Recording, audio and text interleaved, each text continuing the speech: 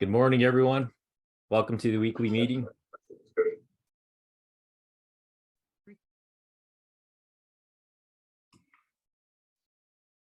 Can everyone hear me? Give me a thumbs up. I can hear you. Awesome, thanks. If you're in a safe situation, please turn your video on. If you're driving or doing something else, you can leave it off. It just makes for a better experience, and you'll be a little more engaged if you do have your video on and participating in the class. Today we will be talking about step-by-step how to prep for the exam by going through practice tests. A lot of times people say like, oh, what's the best thing you can do to prepare for passing the exam the first time? And you hear do practice tests or read this such and such book. And it sounds like good advice, and it is good advice, but you don't really know what that actually looks like step by step. Like you just do practice tests over and over again until it starts to make sense, or do you just go through, look at every detail, spend an hour on each question? And so I'm going to go through what worked for me and what I think will work for a lot of people in passing the exam the first time. I'm one of those people that really struggles with tests, and it takes me a lot of practice to really feel confident about the material and know that I'm going to pass it. And so this techniques that I'm going to show you can really be applied by anyone. The smarter people in the group, you probably go through a little bit faster than the process that I followed. But people that struggle with tests, this will be some good advice for you. But first, and that's just gonna be 15 minutes of the class, and then the last 10 to 15 minutes will be question and answer from you guys. So if you have any questions about the program, about real estate, anything, transitioning out of the military, VA benefits, anything like that, feel free to ask. But first, I wanted to congratulate our two newest licensees, Jenny Adib and Andrew Mitchell. And I don't know if I missed anybody that got licensed in the past couple of weeks, but if you guys are here, please chime in and give some words of wisdom to your peers about passing the exam and also about going through the licensing process. Any hiccups you ran into, or any little shortcuts or cheat codes you use to get licensed faster, instead of, because some states it takes like a month to get your paperwork processed. So Jenny, are you here? Or I'll move on to Andrew. Yes, sorry. Yes, I'm here. Yes. So the best advice that I could give is use Prep Agent for California. The questions that you get in Prep Agent are kind of similar to the test itself.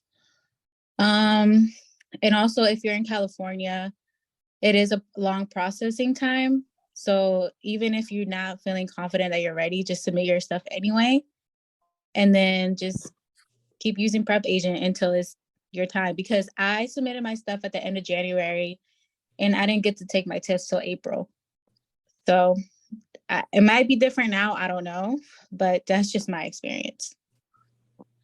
Awesome, thank you for that. And so on Prep Agent, is there a certain package that you signed up for, or is it just go on there and do practice tests? I can't remember. Mine was only $60 with the military code, the discount, but yeah, that was it. Okay, that's also good advice right there. Like I didn't even know Prep Agent had a military discount for the stuff they have. Every time I come out there. You guys that are listening, yeah, there's discounts like that out there. How much was the package that you signed up for? Do you remember? It was $60 for the whole year. Okay. And so like people think, like when did you sign up for your Prep Agent account? I signed it in January. Which was like right when you're starting the pre-licensing? Yeah, so that was actually the advice I got from somebody else. What's wrong? Don't take my advice or whatever, or take it how you will. But basically, I just clicked through all of my pre-licensing course because whatever was on the pre-licensing course really wasn't on the test. And the best advice I got was just study before you even finish your pre-licensing course, because I ended up, I don't know how much I passed, but I passed. And thank God I don't got to take it again. But it's kind of like I don't know if any of you guys are in the Navy, but it's kind of like the advancement exam. It's 150 questions and you get 3 hours. Thank you. Mhm. So yeah, it's great advice right there, because like she said, she signed up well in advance for the prep agent package. And so the other package that I recommend is PSI, and I'll drop the link in a second. But that one is 90 days. And so some people think like, oh, 90 days, I'm going to wait until I'm like a few weeks out from taking the exam to sign up for that. 90 days is more than enough time to, before you even start SkillBridge, like you start that 90-day window of practice exams, before you even start your pre-licensing, really, and you can start doing those practice exams, and you're not going to use up the full 90 days. So just keep that in mind for people that are like, oh, I'm going to wait until I complete my pre-licensing to start practicing for the actual test. You should just start practicing for the actual test on day one. So thank you, Jenny. And Andrew. Yeah. So I'm in Washington, and I use the Rockwell Institute for my studying. I'm not sure if they're in every state, but I feel like they prepared me really well for the test. They had a bunch of pre-tests that you can do, and they also they guarantee that you pass the first. If you don't pass the first time and you got like 80% on all of the pre-tests, then they'll pay for your test. So basically, you can get like one time for free to fail it. Thankfully, I passed it on the first time. The prep agent, I did use the prep agent, but I just watched his YouTube videos. I didn't like go to the prep agent website and like sign up for it at all. He just got a bunch of YouTube videos that I would just like watch that. So between that and the Rockwell Institute, I was pretty prepared going into the course, and even like after the test, I felt pretty confident that I passed it. I was like, yeah, I think I did pretty good. All right, nice. So, And the yeah. Rockwell Institute, was that the pre-licensing course and practice exam that you went through? Yeah, so we have to get here in Washington, it's just 90 hours. So they have like a 60-hour course and then a 30-hour course. And then with that, they have all kinds of like practice tests that you take with it. And a lot of the questions were very similar to what's on the test. All right, nice. Awesome. Thanks for that. And then was there anybody else that got licensed within the past 2 or 3 weeks that I forgot to mention? All right. Feel free to chime in. I'm going to drop the link for the PSI practice exam, and then I'm going to share my screen. I did have a question for. Can you hear me? Yep. Oh, yes. I just want to know how far after you applied and they reviewed your application, did they let you schedule your exam? And then once you took your exam, how long did it take to get your license? So for I'm just gonna, there you go. So for here in Hawaii, as soon as you complete your pre-licensing, because you can do it through PSI, you can do it. You can sign up your test ASAP, like the next day, like as soon as there's a available slot. But Hawaii is like one of the easier places to get licensed. In states like Florida, California, Texas, I think Colorado as well, there's like a waiting list for taking the exam. So people that are in those states, or if you don't know about your state, what the wait is like, I highly recommend looking into that, because you're all excited passing your pre-licensing, you go to sign up for your test, and they're like, hey, we'll see you in 3 months. Good luck practicing over the next 3 months and being ready. So definitely look into that, because there might be a way to sign up now before you even complete your pre-licensing or something like that. If you explain to them your situation, how you're in the military. But yeah, so Hawaii, ASAP, other states might be a month or two. And then as far as actually getting your license process, so once I passed my exam, and it was right in the middle of the COVID nonsense, so I had to go drop off my application, and they told me it was going to be, I think like 6 weeks. It ended up being about 40 days, which I was grateful for, that it went a little bit faster, but that's another thing to keep in mind, that licensing processing process for the state, like it's completely out of your control. I mean, you can, be the squeaky wheel and call them every day and complain and ask what the status is on your package. But for the most part, it's just whatever kind of slow system they have set up at the Department of Commerce. And so keep that in mind as well.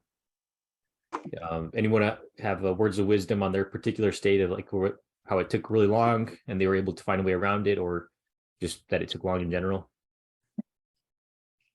For me here in Washington, it was all pretty quick. Sounds like it was like in Hawaii. I was able to schedule the next week if I wanted to, but I gave myself a few weeks to study. And then after the results, I want to say it was just a few weeks after that till I was licensed. So it went pretty quick in Washington. Awesome. Thank you. I haven't taken my test yet, but I scheduled it, and I 100% regret not scheduling it earlier because I'm also a really bad test taker. So I've been studying a whole lot, and I've been kind of just like pushing back on signing up to take the test. And then once I signed up, I realized, oh wait, like I still have to wait like another couple months before I can even test, and I've already been studying a lot. So it's like, definitely don't wait if there's a waiting time to test. That's a great point, because yeah, just think about like all the studying you're doing, going through the pre-licensing, and then you get to the end of that and you feel like you're almost at the finish line, and then boom, there's another 2 months that you got to keep all that knowledge in your brain. On the bright side, so like words of wisdom for you, Benjamin, the practice exams, like if you just didn't do any of the pre-licensing course and you like mastered the practice exams, you'll be good. So you don't feel like you need to go back through and read absolutely everything. Like just focus on the practice exams if you're already done with the pre-licensing course. But yeah, definitely look into that. Everyone else, make sure you're aware of the wait times for taking the exam. All right. Anything else to contribute from the audience? You. For California, if you go to the DRE website, it'll actually show you when they're processing applications from. And I believe last time I looked last week, it was February 27th. So that kind of shows you how backed up they are. And that's just to apply for the exam. Of course, not the license. The license has its own wait time, but theirs is like since March 28th. So the licenses don't take as long as getting set up for the exam if you do them separately. So I've been tracking it that way for my stuff. So the date that you're saying right now, that's for taking the exam? No, so they're looking at applications that were submitted on February 27th. So For if I licensing? to take the exam, yeah. So Okay. if I applied to take the exam on February 27th, they're just now looking at my application to see if I can take it or not. All So right. that's how far they're backed up, like 2 months, let's say, yeah. And in order to get on that wait list, you have to be pre-licensing complete? Correct. Okay. Yes. Yeah, so California people, deadline. I also believe that if you submit it with the combo package, I think it's even longer wait time. So I don't know if you get your license even quicker, but you pay a little more. I did want to add, I did do the combo. And when I did do that, I ended up getting, although I did wait a longer time, I did get my license like the next week. Like I have like the physical license, just for anybody. Yeah, and that's, I think David and Tasha recommend the combo app. So that might be different from what you're doing, Nikki. Because yeah, the combo, like it'll end up being a little bit faster in the long run. Yeah, that's why I was saying if you do it separately, Okay. they show different wait times. But I do know the combo is different wait time. So they have wait times for all of them. It's where you can kind of see what date they're on. Okay. Awesome. Thank you for sharing. All righty. So as you can see can everyone see my screen that I'm sharing? So this is the PSI practice exam that I signed up for, $50 for 90 days. I guess it's actually 365 days, used to be 90 days. And there's 500 questions in there. I'll show you a quick preview of what it looks like on here. So there's 2 different modes. There's the practice mode and then test mode. So practice mode, it'll show you a question like you can see right here in the corner, and you answer the question, and then it immediately shows you the answer like that right there. and it gives you the explanation of why that answer is correct, or if you got it wrong, what the correct answer is and why. So that's really helpful to have that, because if you're just going through a practice exam beginning to end, 80 or 150 questions, and you don't know if you're getting it right or wrong, and then you get to the end and you get your score, and yes, they might show you like what you got right and wrong, but chances of you going back through all those questions and like mentally thinking through, maybe you break it up, you know what I mean? Maybe you figure out a different system to make it work for you, but it's better to have immediate feedback as you're going through, so you can think through it, think about what they're saying, why that's the right answer. Does it make sense to you? Do you need to look up more information for that to make sense to you? So that's why I really like this and that method. And then, yeah, it keeps track of all the exams that you've taken, how long it took you to take that exam, the score you got, splits up like the types of questions, like the topics and how you're scoring in those areas, all that stuff. So you can really track like how you're going, what areas you might need to focus on, go back and look in your pre-licensing course material to brush up on some of the questions. But yeah, really great package right here, $50 for a year. And the tests, so for people in Hawaii and certain other states, PSI is the same company that proctors your exam. So practice tests from the people who do the actual test kind of makes sense to me to go that route. So we'll jump into the walking the dog through how to take the practice for the exams. So you have an example of a question right here. Insurance companies not willing to deal directly with borrowers usually pay a loan service and preparation fee and make real estate mortgage loans to purchase indirectly through. So where I'm at right now, as far as like my understanding of real estate and all that, pretty much all these words make sense to me. If you're a first-time home buyer, or if you've never bought a home, some of these things might be Japanese, you know what I mean? So pay a loan servicing and preparation fee. Like, what does that mean? Real estate mortgage loans. What's the difference between like a real estate mortgage loan and a other type of loan? Is there a difference? And so those are some things that I might look up. So like loan servicing or loan servicing and preparation fee. So let's say I don't know what that means. So I'm going to go to Google, good old Dr. Google, or dictionary.com. For some of the other weird, because like some words like fee, you hear the word fee and you think it's just something you pay for some kind of service. I'll look that up after this just to show you. And so you look up these websites that explain what that is, how to avoid mortgage servicing fees. And then so Investopedia is a good one for like finance type stuff. So you go in here, look what it's talking about, think about it. Does it make sense? If it doesn't make sense, look up another website that explains it. So until you fully understand it. And so when you're going through that question by question like that, it's going to seem like a really painful process, because then you answer the question, you see if you got it right or wrong, you see why it's right or wrong. So each question, you're looking at 3 to 5 minutes at first.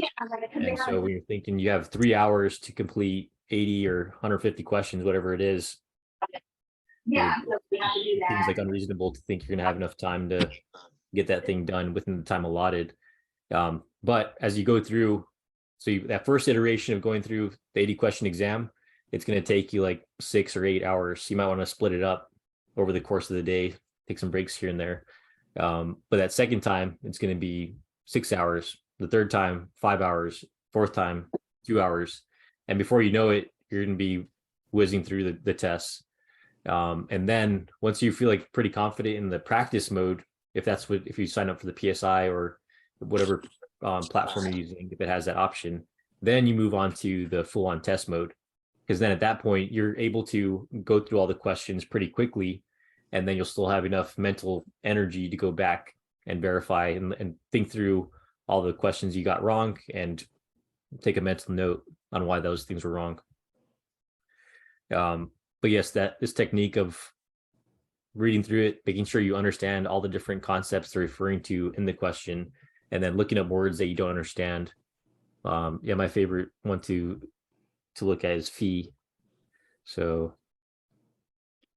because like dictionary.com provide like this historical law.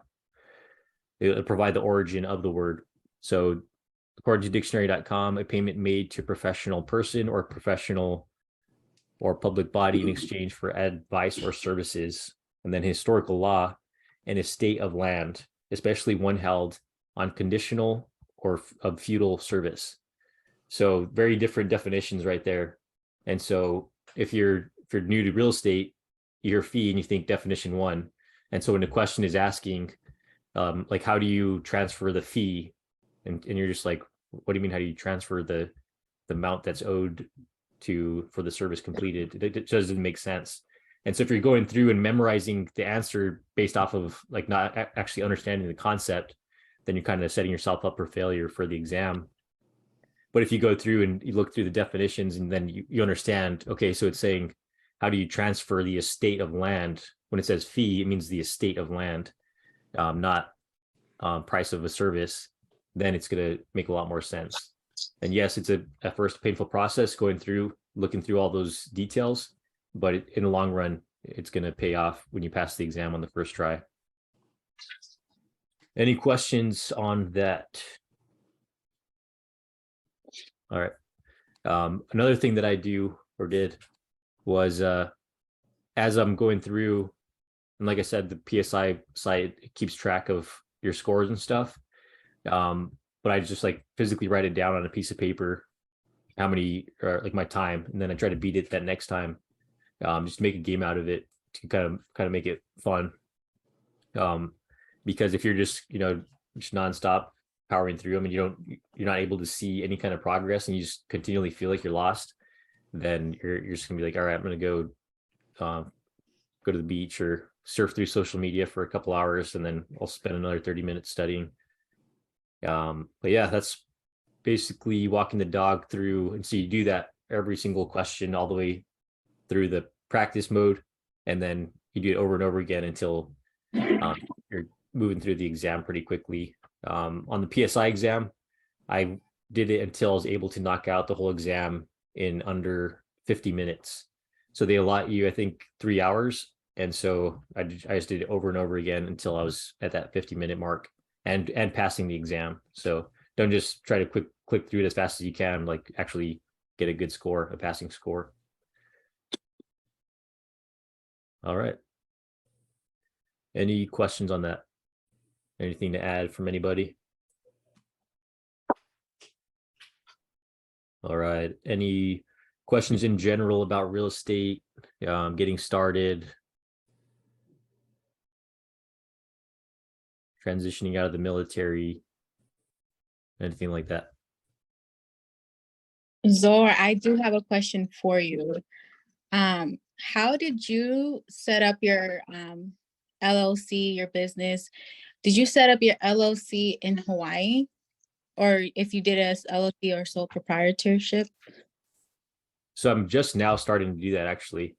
Okay. So the benefit, who told you to do that? That's just me, just reading, just trying to figure out what's the best way to go about it for like tax purposes. Yeah, that's awesome. So I'm just now, like 2 weeks ago, I made my LLC, and then I got my EIN from the IRS website, and now I'm working with my tax guy to get the S corp set up and all that stuff. Okay. For everyone else, it might be Japanese to you, but it's okay. You really don't need to worry about that type of stuff until like you're making a certain amount of money, because that's when things, I forget the exact dollar amount, but once you hit that dollar amount per year, that's when you can start getting taxed significantly. In the meantime, focus on just, getting clients, buyers and sellers. But to answer your question, Jenny, how I'm setting it up, you mean like as far as so the state, I set it up here in Hawaii. That's what my tax guy recommended. I have heard that, forget which state it is, like Kentucky or something, that has really good tax benefits. Yeah. Sorry. Is that what you heard? Sorry. So I'm in California, and I've heard that for just to open up an LLC, I don't know if this is correct, but they said that that they get, I think, taxed like $800 per year, or it's $800 to start it or something. But they said to do your LLC in another state like Wyoming, Nevada, or Delaware. But I'm not sure. I heard of that when doing my research. They're saying that it's okay to do that if it's like an online business. But if I'm doing business here, I don't know how that works. So I guess I would have to talk to like an attorney or tax somebody in that Yeah. field. And actually heard that that was a state, Wyoming. I knew it was just some random state.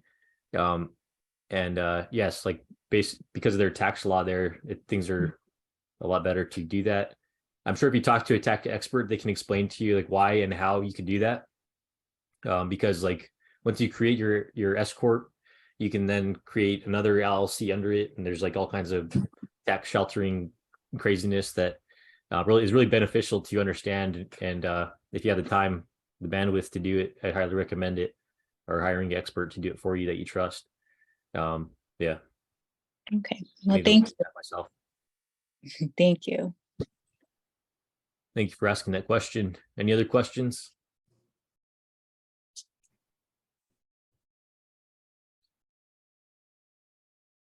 So I just want to end with just reinforcing the importance of passing the exams. People that have been in the program for a little while, you probably heard this spiel before. Let me do my little share screen with the whiteboard. So the importance of getting on it and just getting over with the exam as soon as possible. Can everyone see the whiteboard? Sweet. So people think, if somebody asks like a question of what I'm kind of going to hit on right here, I'm here in Hawaii, getting out of the military. I'm moving to Wyoming, and that's where I plan on living permanently. So should I get licensed here in Hawaii, or should I wait to just spend my next 4 or 6 months, however long you're in the program? Should I just spend that time preparing for the exam in Wyoming, and then once I'm out and move to Wyoming, then I'll pass the exam, get licensed there, and get things started? And so my response to that, regardless of the state you're in and the state you're going to, for one, if your command allows it, I would actually recommend doing the early terminal or retirement PCS to get from where you currently are stationed to where you're going to be for the foreseeable future. And so get that PCS knocked out now, and then you can just get licensed where you're going to be permanently. If your command doesn't allow that, which I know a lot of commands are a little bit of sticklers for keeping people where they are stationed until they're actually separated from the military, then make it work to do what you can with what you have. And so, which I think is probably the majority of people. And so this is a timeline here. So you're here, whether that's you just started the program or you're halfway through it and you're thinking about just waiting until you're out of the program to get licensed. So you're here, and the average time to start closing deals is about 8 months. So 2, 3, 4, 5, 6, 7, 8. So if you're in the program for 6 months, there it is right there. That's that first part. And then after that, that's when your income starts going up because you start closing your first deals. So there's that line of your income going up.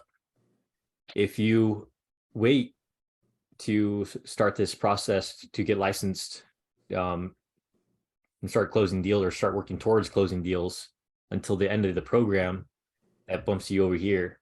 And so this line just shifts down. And so while you're in this part of the chart, you still have military income to rely on, to use for marketing, for all that stuff, for gas, to drive around and do showings, all that stuff, pay for licensing fees. But once you're out, things are going to start to get scary. So if you wait until the end of the program, those first 2 months when you're out, you're like, all right, cool. Like I still have some money saved up. Not a big deal. I'm not closing any deals. Don't have any clients. Don't even really know what I'm doing as far as real estate. But I'm going to start my licensing process or take the exam in the next couple of weeks. So let's say you pass the exam, like as soon as you get out, because you move to the state where you're going to be. And then it's an 8-month process, and that's on average. If you're a go-getter, might be shorter than that, but on average, it's 8 months. If you're not hustling, it might be longer than that. So that 8 months goes by, or let's say even 3 months into that, and you're like, all right, my savings is starting to dwindle. I'm really realizing I have to, like, if you don't get 100% VA benefits, I have to pay for medical. So I have $500 a month going out of my pocket for insurance that I didn't account for. I have my rental expenses that are higher than I was expecting. All these other random expenses you're just seeing your dollar amount in your account going down, and you start to get discouraged, and you're like, haven't talked to a single client. I don't even know how to get leads. I heard you can do it through Facebook, but it costs thousands of dollars, so I can't even do that. And you wind up, getting to the 4 or 5 month post-military point, and you're like, I don't know if this business is for me, especially because you have that fear and that like anxiety about, like, am I going to make it in this business? And on top of just the money dwindling and not knowing when you're going to be able to pay the bills and all that stuff. So that's why I highly recommend keeping this chart back here, starting, if you're whatever state you're in, get licensed there, start learning what it means to be a realtor.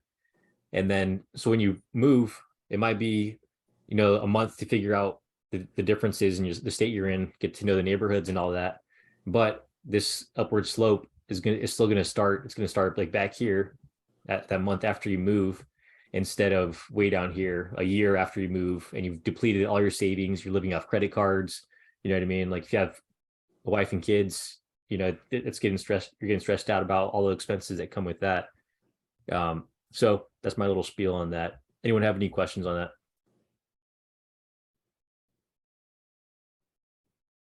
All righty. That's all I've got for today. If you have any questions that you don't want to ask in front of the big group, feel free to stick around. I'll stick around for a few more minutes. But if not, have a wonderful week. Feel free to reach out on Slack or text message, whatever you want. If you have any questions, have a wonderful day. Yep. See you.